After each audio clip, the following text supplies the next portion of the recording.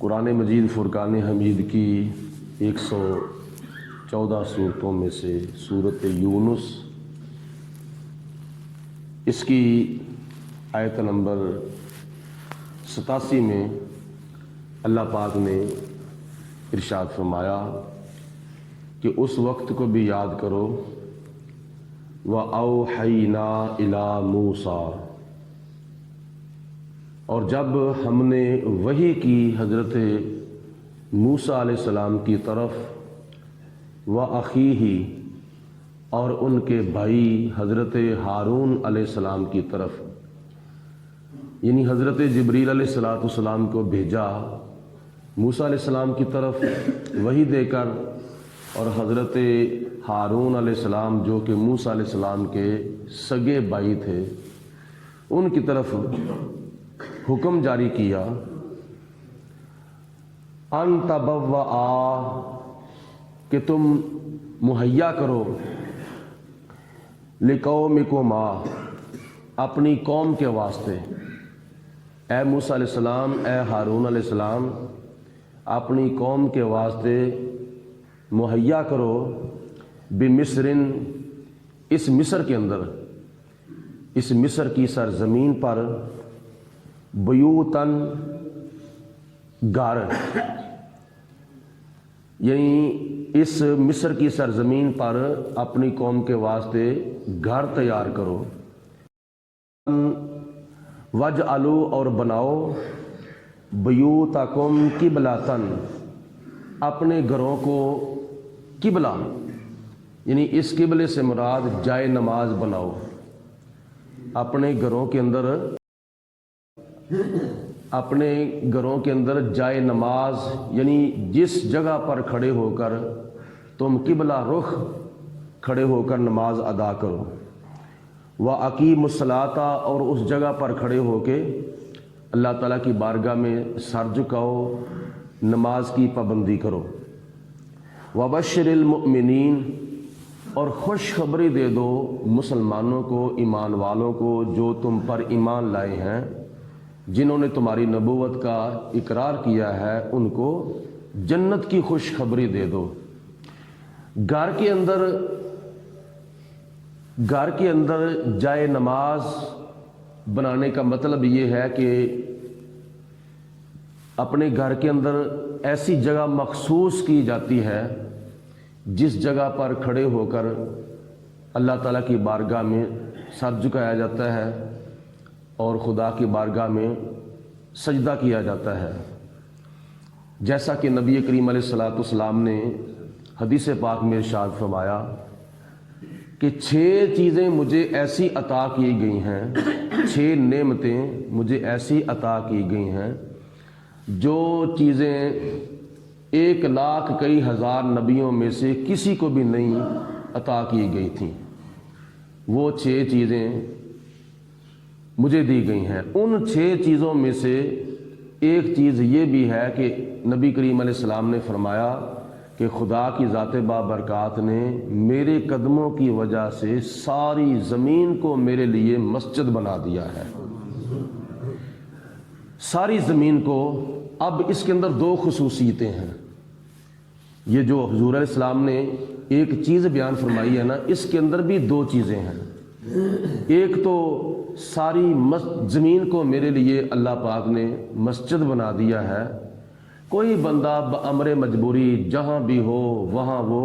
اللہ کی بارگاہ میں نماز ادا کرنے کے لیے سر جھکا سکتا ہے، یعنی سفر کر رہا ہو، راستے کے اندر اس کو اگر کوئی مسجد نہیں ملتی تو جہاں بھی اس کو ٹائم لگتا ہے، نماز کا وقت ہو گیا ہے، وہاں پہ وہ وضو کر کے نماز ادا کر سکتا ہے۔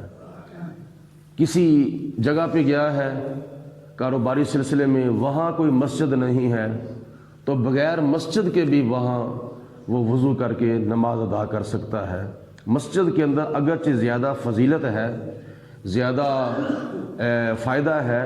زیادہ ثواب ہے مسجد کے اندر آ کے نماز ادا کرنے کا، لیکن بامر مجبوری بغیر مسجد کے بھی نماز ادا کی جا سکتی ہے۔ نماز پڑھنے کے لیے مسجد میں آنا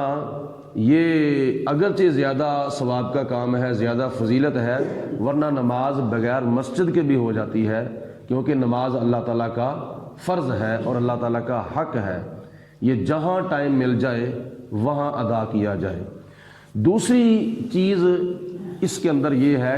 کہ نبی کریم علیہ الصلوۃ والسلام نے ارشاد فرمایا کہ میرے لیے اللہ پاک نے یہ جائز قرار دیا ہے کہ پاک مٹی سے تیمم کر کے نماز پڑھ لی جائے۔ اگر بامر مجبوری پانی نہیں مل رہا یا ایسی جگہ پہ پہنچا ہے کہ جہاں پانی جو ہے وہ 1 میل پہ ہے، اگر پانی لینے کے لیے جاتا ہے تو پیچھے سے نماز کا ٹائم ختم ہو جاتا ہے۔ آج کل تو کیا نام ہے، موٹر سائیکلوں کی یا گاڑیوں کی سہولت موجود ہے، اور ویسے بھی آج کل تو اس طرح کی پرابلم کسی جگہ پہ بنتی نہیں، اگر بنتی بھی ہے تو یہ شریعت نے اجازت دی ہے کہ وہاں تیمم کر کے پاک مٹی سے نماز ادا کی جا سکتی ہے۔ یہ نبی پاک علیہ السلام کے قدموں کی برکت ہے کہ جب حضور علیہ الصلوۃ والسلام کے قدم مبارک زمین پر لگے تو اللہ پاک نے حضور علیہ الصلوۃ والسلام کے لیے ساری زمین کو ہی مسجد بنا دیا، اور پھر اس زمین میں سے جہاں پاک مٹی ہو وہاں اس پاک مٹی سے تیمم کر کے کہ ساتھ پھر وہ نماز بھی پڑھ سکتا ہے، یعنی وہ تیمم جو ہے وہ وضو کا قائم مقام ہو جاتا ہے۔ عام طور پر جو لوگ جان بوجھ کر مسجد میں آنے کی بجائے اپنے گھروں میں ہی نماز پڑھ لیتے ہیں تو ان کو نبی پاک علیہ الصلوۃ والسلام نے ایسی اجازت نہیں دی۔ اگر اس نے اذان سن لی ہے تو اس کے اوپر جماعت پھر واجب ہو جاتی ہے۔ حدیث پاک میں تو یہاں تک نبی پاک علیہ السلام نے تنبیہ فرمائی ہے کہ میرا دل کرتا ہے میں اپنی جگہ پہ کسی کو کھڑا کروں،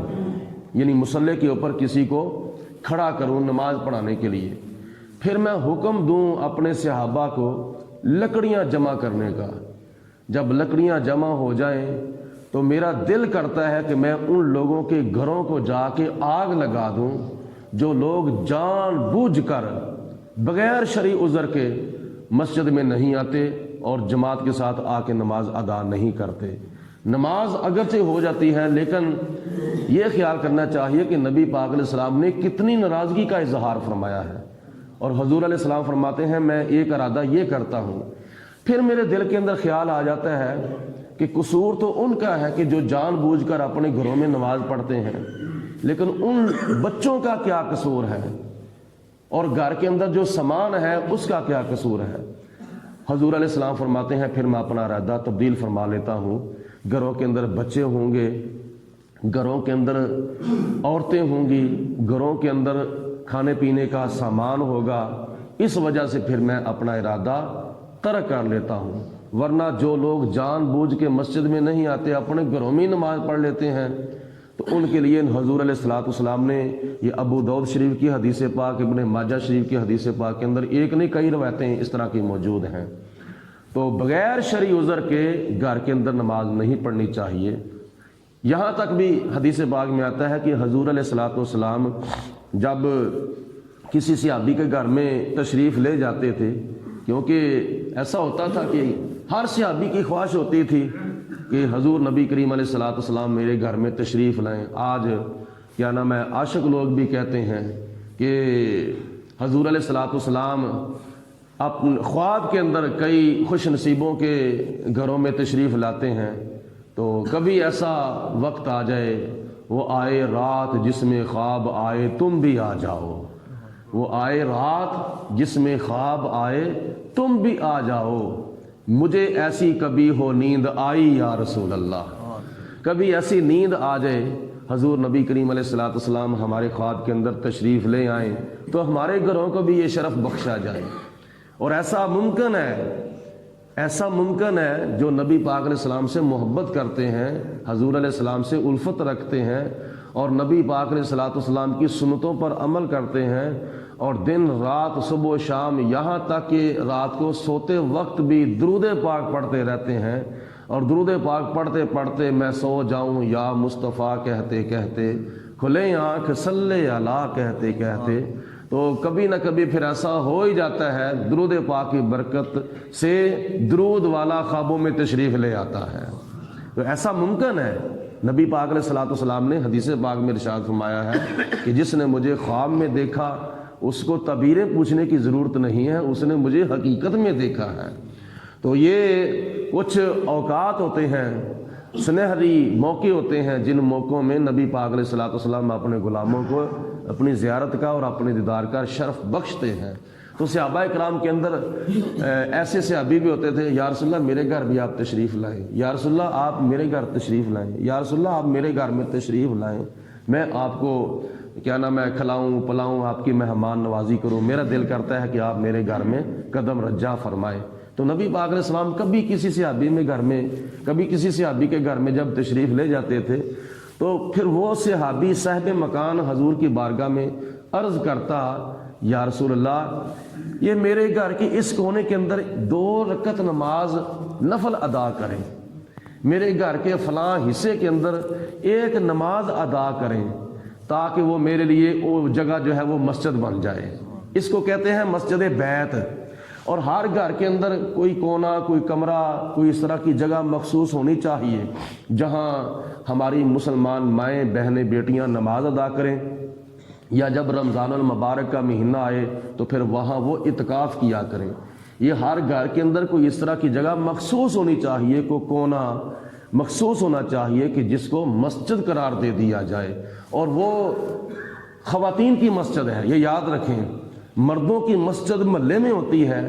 لیکن خواتین کی مسجد ان کے گھروں میں ہوتی ہے۔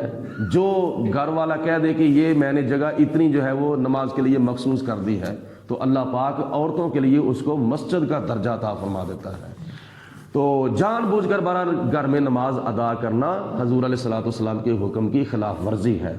تو اللہ پاک نے ارشاد فرمایا وَأَقِیمُوا الصَّلَاةَ، اے پیارے موسیٰ علیہ الصلوۃ والسلام اپنی قوم کو فرما دیں کہ نماز کی پابندی کرو۔ اور یہ بھی یاد رکھیں حضرت موسیٰ علیہ الصلوۃ والسلام کی قوم کے اوپر 2 نمازیں فرض ہوئی تھیں، اور نبی پاک علیہ السلام کی امت کے اوپر 5 نمازیں فرض ہوئی ہیں، اور پہلے 50 نمازیں فرض ہوئی تھیں۔ یہ موسیٰ علیہ الصلوۃ والسلام کی مہربانی ہے۔ مسلم شریف اور متعدد حدیثوں کی کتابوں میں روایات موجود ہیں کہ معراج کی رات جب اللہ تعالیٰ سے نبی پاک علیہ السلام 50 نمازوں کا تحفہ لے کر جب آئے تھے تو چھٹے آسمان پر جناب موسیٰ علیہ السلام سے ملاقات ہوئی، اور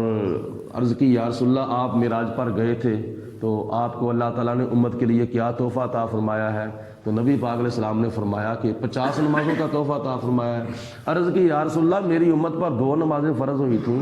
ان سے وہ نہیں پڑھی جاتی تھی تو آپ کی امت 50 نمازیں نہیں پڑھے گی، حضور واپس تشریف لے جائیں۔ نبی پاک علیہ السلام واپس تشریف لے گئے۔ 5 نمازیں کم ہو گئی، 10 کم ہوئی، 5 ہوئی، کم ہوئی، 10 کم ہوئی۔ ایک روایت میں آتا ہے کہ 9 چکر لگے، ایک روایت میں آتا ہے 4 چکر لگے، 5 کر کے کم ہوئی یا 10 کم کر کے کم ہوئی، بہرحال آخر پہ 5 رہ گئی۔ تو جناب موسیٰ علیہ السلام پھر عرض کر رہے ہیں حضور تشریف لے جائیں، ابھی بھی زیادہ ہے۔ تو حضور علیہ السلام نے فرمایا اے موسیٰ مجھے میرے رب نے منع تو نہیں کیا تھا لیکن اب مجھے شرم آتی ہے، اب مجھے خیال آتا ہے کہ میں اب بار بار گیا ہوں، میرا رب کام تو کر دے گا لیکن میری امت کو بھی تو کچھ کرنا چاہیے نا، 5 وقت کی نماز میری امت کو پڑھنی چاہیے۔ نبی پاک علیہ السلام نے فرمایا الصلاۃ قرۃ عینی، یہ 5 وقت کی نماز میری آنکھوں کی ٹھنڈک ہے۔ اگر یہ بھی 5 نمازیں بھی نہ امت سے پڑھی جائیں تو پھر اگر 50 کی 50 ہی رہتی تو پھر امت کیا کرتی؟ یہ تو موسیٰ علیہ السلام کی مہربانی ہے، اور اس وقت آپ نے مہربانی فرمائی تھی جب کہ آپ کا شمار اہل قبور میں تھا۔ جو لوگ یہ کہتے ہیں نا کہ قبروں والے مدد نہیں کرتے تو پھر ان کو 50 نمازیں پڑھنی چاہیے، کیونکہ 5 نمازوں کے اندر تو اہل قبور کی مدد شامل ہے۔ تو اللہ کے پیارے جو ہوتے ہیں وہ دنیا سے جانے کے بعد بھی زندہ رہنے والوں کی مدد کرتے ہیں۔ یہ حضور علیہ السلام کی حدیث پاک ہے۔ آگے جناب موسیٰ علیہ السلام نے پھر اللہ کی بارگاہ میں عرض کی، وقال موسیٰ، اور عرض کی جناب موسیٰ علیہ السلام نے، ربنا، اے ہمارے رب، انکا آتیت فرعون وملأہ، یا پروردگار عالم تو نے فرعون کو اور اس کے سرداروں کو دیا ہے زینتن، زینت کا سامان، آرائش کا سامان دیا ہے، وَأَمْوَالًا فِي الْحَيَاةِ الدُّنْيَا، اور دنیا کی زندگی کی دولت اور مال، یہ دنیا کی خزانے یا اللہ تو نے فرعون کو دیے ہیں اور فرعون کے سرداروں کو دیے ہیں۔ ربنا لیضلوا عن سبیلک، یا پروردگار عالم وہ تو اس دنیا کی دولت سے لوگوں کو گمراہ کرتے ہیں، تیرے راستے سے ہٹاتے ہیں، سیدھے راستے سے ہٹا کر شیطانی راستے پہ، جہنم کے راستے پہ لگاتے ہیں، لوگوں کو گمراہ کرتے ہیں۔ ربنا اطمس علی اموالہم، یا پروردگار عالم ان کے مالوں کو بھی تباہ و برباد کر دے، واشدد علی قلوبہم، اور ان کے دلوں کو سخت کر دے، اتنا سخت کر دے کہ فلا یؤمنوا، یہ ایمان نہ لائیں۔ یعنی موسیٰ علیہ السلام نے عرض کی یا پروردگار عالم ان کو ایمان لانے کی توفیق نہ دے، اس فرعون کی قوم کو اور فرعون کے سرداروں کو یا اللہ ایمان لانے کی توفیق ہی عطا نہ فرما، حتی یروا العذاب العلیم، یہاں تک کہ تیرا دردناک عذاب نہ دیکھ لیں۔ یا پروردگار عالم اتنی دیر تک ان کو ایمان لانے کی توفیق نہ دے جتنی دیر تک یہ تیرا سخت، تیرا دردناک عذاب نہ دیکھ لیں۔ تو جب خدا کی ذات بابرکات نے پھر عذاب دکھایا تو پھر ایسے ہٹ دھرم ضد باز اور اپنی ضد کے اوپر ایسے اڑے تھے کہ انہوں نے عذاب بھگتنا منظور کر لیا، تباہ و برباد ہونا منظور کر لیا، فرعون اور فرعونیوں نے دریائے نیل کے اندر غرق ہونا منظور کر لیا، لیکن موسیٰ علیہ السلام کو نبی نہ مانا۔ مطلب یہ ہے کہ موسیٰ علیہ السلام کی دعا کو اللہ تعالیٰ نے قبول فرمایا تھا، اور خدا تعالیٰ کی ذات نے موسیٰ علیہ السلام کی دعا کو قبول فرماتے ہوئے فرعون اور فرعونیوں کو ایمان لانے کی توفیق ہی نہیں دی تھی۔ تو یہ بھی ایک اللہ تعالیٰ کی طرف سے